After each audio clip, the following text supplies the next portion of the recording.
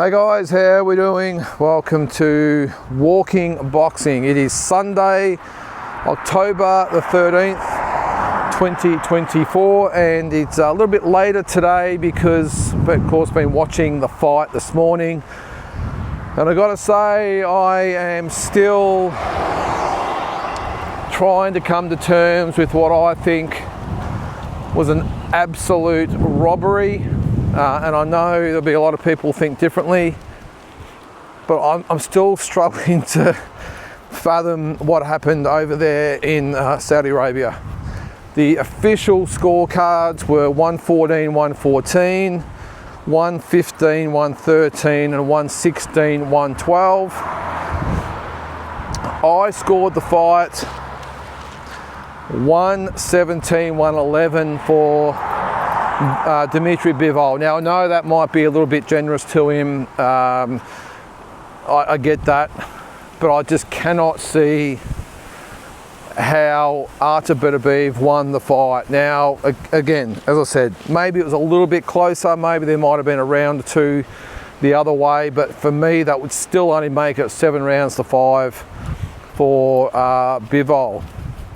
Now again, I haven't seen, well, straight after the fight, probably about 15 minutes after the fight, so I haven't seen a lot of the other YouTube channels and Instagrammers and all that sort of stuff have their say just yet, and I'm really interested to see their views. Just quickly caught a little bit of the Pro Box after fight review with Paulie Malignaggi and Chris Algieri on there, but only about 5 or 6 minutes of it. They were of the opinion that Bivol won the fight clearly as well. So look, I'm going to definitely obviously have to watch the fight again, because I don't know what fight I was watching. I really don't. I don't often say it because I can sort of see where people are sort of coming from, or the judges are coming from. I cannot see how Artur Beterbiev won the fight. I'll be honest. I cannot see how he won the fight. And I got this 100% wrong. 100% wrong. And as I said, I don't sort of say that too often, but I got it wrong.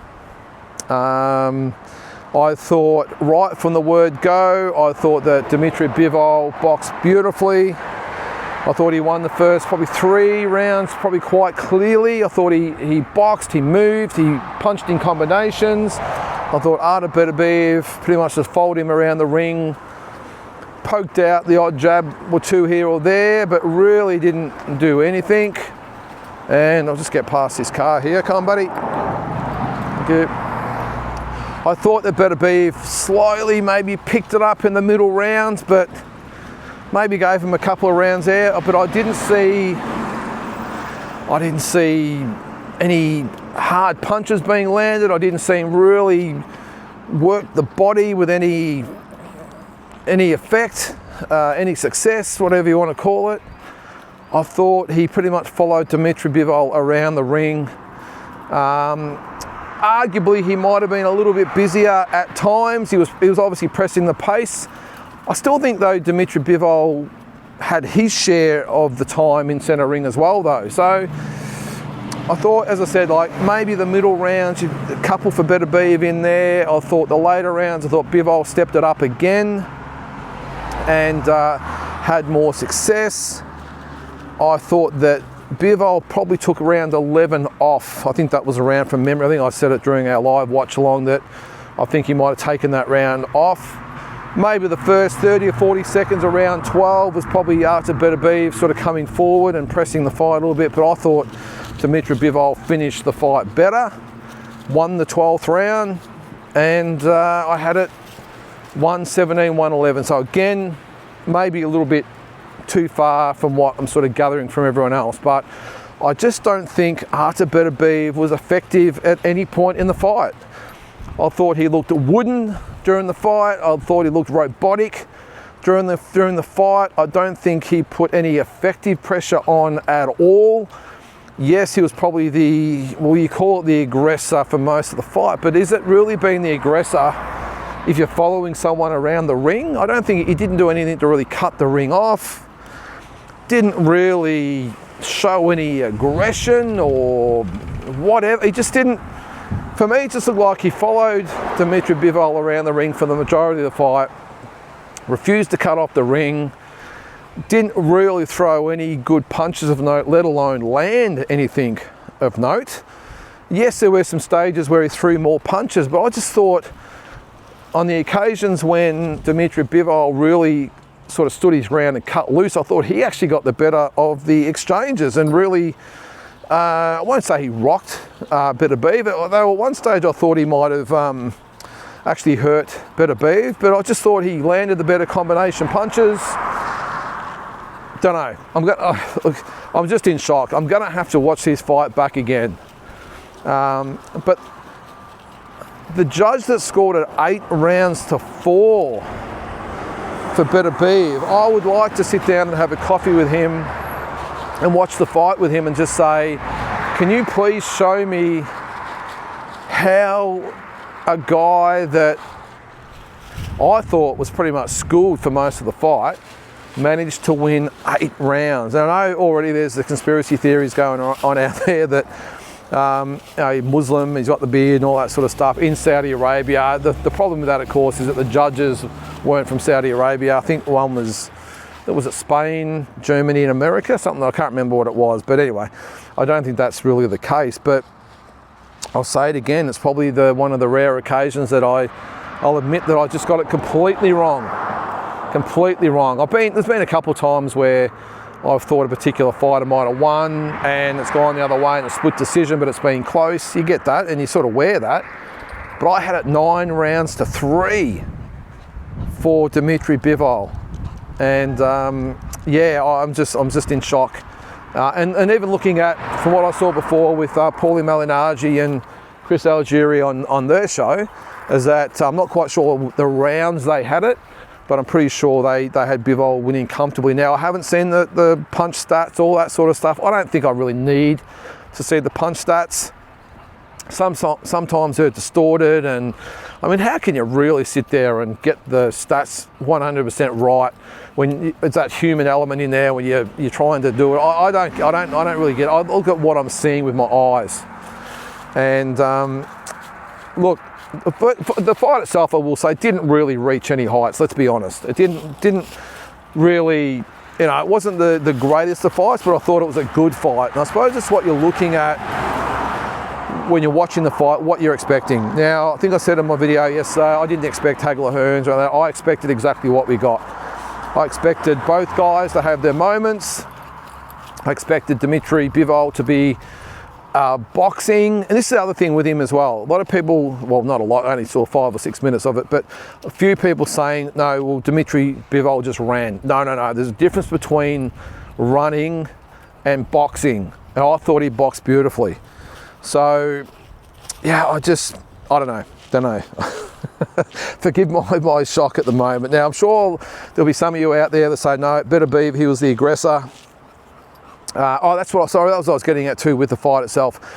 I didn't expect the Hagler Hearns replay. I expected 2 boxers with great IQ, great skills, great respect for each other. More importantly, they've done a lot of round sparring, and I thought it was exactly the fight that I thought we'd get. And I thought the winner that I thought we'd get in Bivol boxed exactly the way I thought he needed to win the fight. And if you look at when he fought Canelo, on his toes, in and out, punching in combination, not sort of standing on the ropes or in the corners, really fighting effectively like that and not being drawn into a slugfest. And I thought he did it perfectly. I just thought he fought the perfect fight, what he needed to do to win that fight. But it went the other way. And again, I know there'll be people saying, well, Beterbiev, he was the aggressor and threw the harder punches, and Bivol ran. I don't wear that. So look, maybe I'll change my tune a little bit once I see the fight back, but I'm only sort of going, this is why I wanted to do it straight away after I've seen it, and it's been a bit raw. Just straight out of the office watching the fight, and on the road here with little Neil, who was just bursting at the bit, or chomping at the bit to get out amongst it. It's actually a beautiful day here too, by the way. But so what do you guys think? Let me know. I'm sure you will. A few people in the chat of the live stream let me know. But just there was the majority. I think I didn't take a poll, but I think if we had a poll for the people that were watching, and granted there are only sort of 40 or 50 people watching at a time, but over the journey we probably had maybe 1,000 or so. I'll just get off the road here, guys. That I reckon, probably 90% of them thought that Bivol won the fight. So that's how wrong you can get it, can't you? But anyway, I'm sure, well, what happens now? Do we see a rematch, which will probably make the most sense? But Beterbiev has indicated he might look at retirement. Who knows, he might go up to cruiserweight. He might fight Canelo. I don't think Canelo would probably want that though. I think Beterbiev's style is not really what Canelo needs at this stage of his career. Because at least with Bivol, he's not going to hurt you, where Beterbiev will.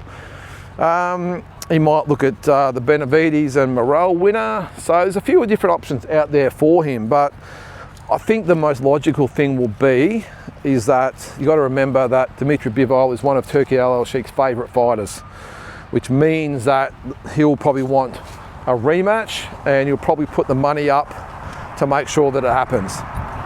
So that's probably my tip.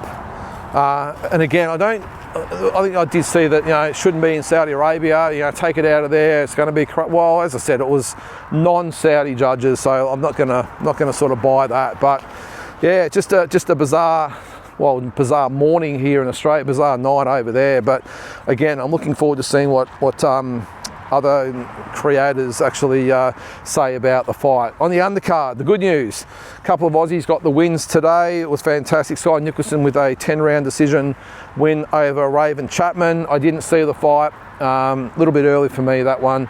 I got up probably in the last couple of rounds of her fight, so but apparently she boxed really well.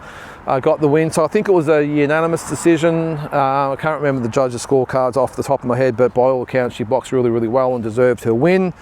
I see Chris Eubank with the 6th round knockout, I think it was, 7th, was it? Against Severanti, whatever his name was, probably expected.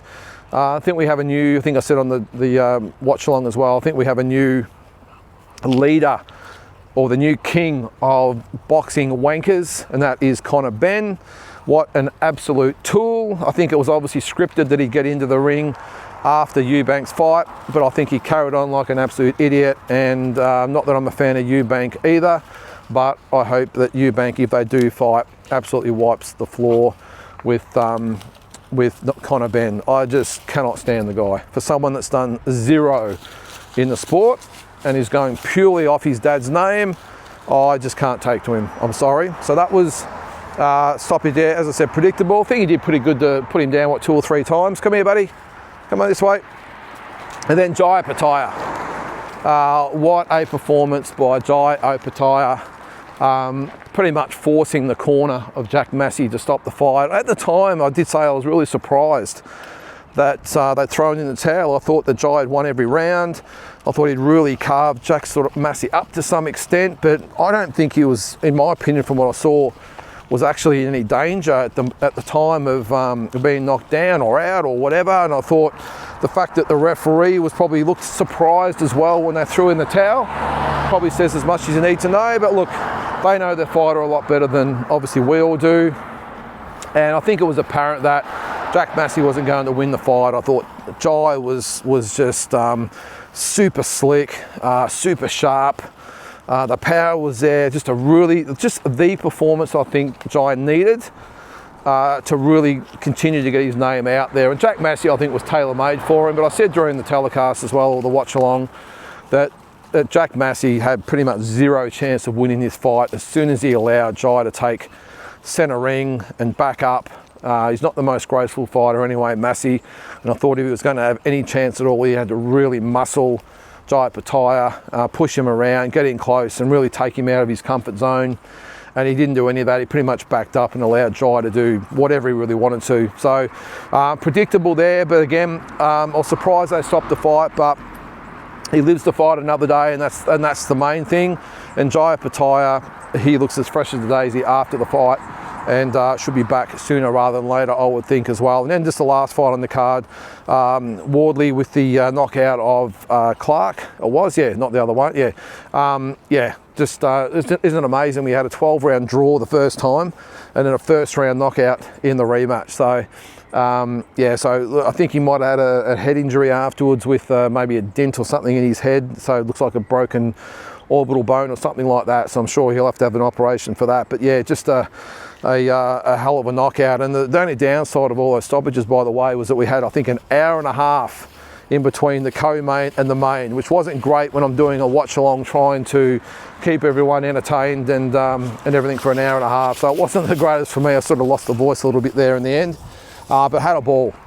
We started at about 6 and went to, about 10, so it was a 4-hour watch along. I have done longer ones, but I always have great fun, and just a heads up, we will be doing it next Sunday for Tim Zoo and Barkram Murtazaliev, so keep a look out for that. But guys, I think that is it. Let me know your thoughts. I want to hear what you think about Beterbiev beating Bivol over 12 rounds to get all the belts at 175. I want to hear what you have to say. Do you agree with me, or do you think I know nothing about boxing? Let me know. Just be nice about it, and to others as well. So guys, have a great Sunday, and we'll catch you tomorrow.